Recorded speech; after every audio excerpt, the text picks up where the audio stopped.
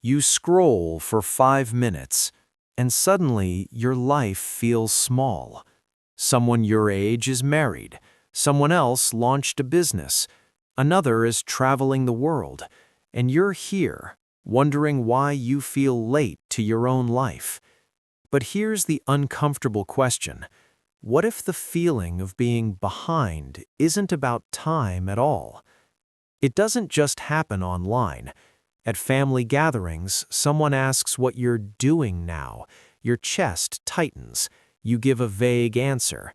When friends share milestones, you smile, but inside something sinks.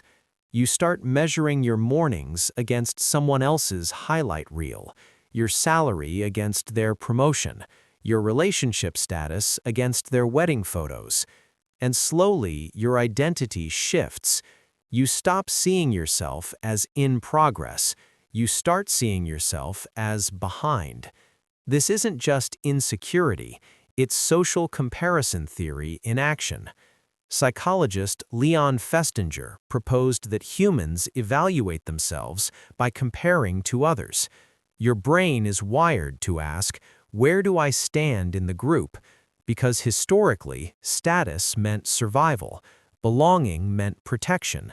So when you perceive yourself as lower on the ladder, your nervous system doesn't interpret it as neutral, it interprets it as a threat, and that threat feels like falling behind. But why does this feeling persist, even when you logically know life isn't a race? You are not weak for feeling this. Your brain is doing what it was designed to do: scan for position, predict risk, maintain belonging. The problem is not comparison itself. Comparison is a tool. The problem is that your brain is comparing timelines without context. It's like judging a movie by skipping to random scenes. You see someone's chapter 20, you're in chapter 8, and you assume you're failing. But your brain doesn't naturally track chapters, it tracks signals, and right now it's misreading them. Here's what's happening under the surface. Your brain runs on predictive coding. It constantly builds a model of where I should be by now. This model is shaped by parents, culture, school timelines, and social media. When your current reality doesn't match that internal prediction, the brain registers a prediction error. Prediction error creates discomfort. Dopamine drops. Motivation feels shaky. It's like a GPS recalculating. When you're off route, it doesn't gently whisper, it insists. At the same time, the brain's default mode network, the system involved in self-reflection, starts replaying narratives. I'm late. I wasted time. I should be further. The more you repeat this story, the stronger the neural pathway becomes. Neurons that fire together, wire together. Over time, behind stops being a feeling, it becomes an identity, and identities are hard to question, but they are not permanent. Not to fix yourself, but to update the model. Step 1. Separate timeline from direction. Ask, am I moving in a direction that feels aligned? The brain responds more positively to perceived progress than to status. Research on goal pursuit shows that small forward movement increases dopamine more reliably than comparison does. Example, instead of "I should own a house by now," shift to "Did I move 1% closer to financial stability this month?" Direction reduces threat. Step 2. Limit upward comparison windows.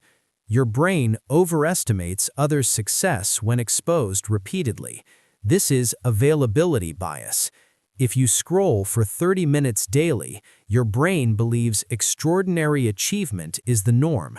Reduce exposure, and the internal standard recalibrates. Example, replace morning scrolling with 10 minutes of planning your own day. The comparison signal weakens. Step 3. Track private wins.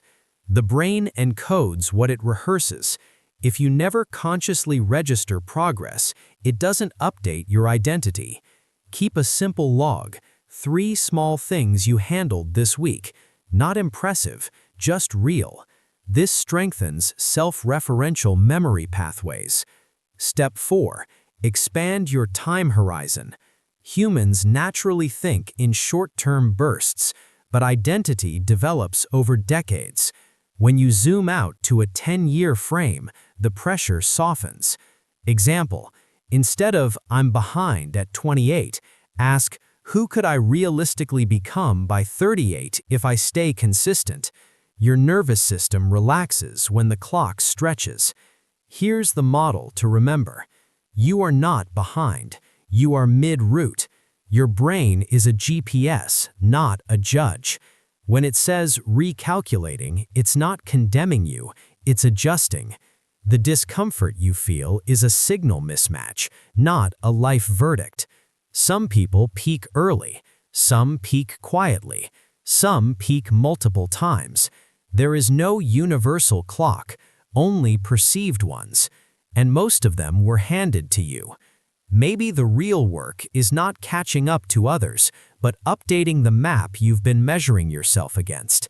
Because when you stop racing invisible timelines, you don't feel ahead, you don't feel behind, you just feel on your way.